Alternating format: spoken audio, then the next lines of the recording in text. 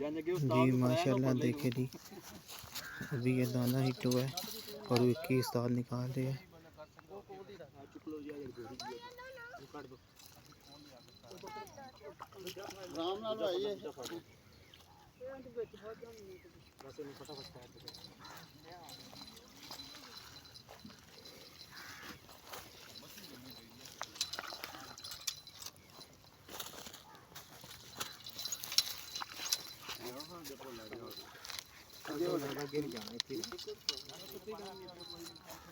नट दे उत्ते आएगा। अच्छा तेरी गरारी तो लै गई। चलो काम पे आ गया खैर खैर है इधर थोड़ा जिहा इस पासे ठहर बिल्कुल तेरे नट दे उत्ते आए गई। अच्छा याती नहीं करनी है। अच्छा दाने दा मैं जो कांग उदों पाई है भी कुंडा एक फसया। चल चुप ओ यार क्या कर रहे हैं यार की करदे पियो भाईजान तुसीं कहंदे मैं नेटिंग करा लेना। चलो फड़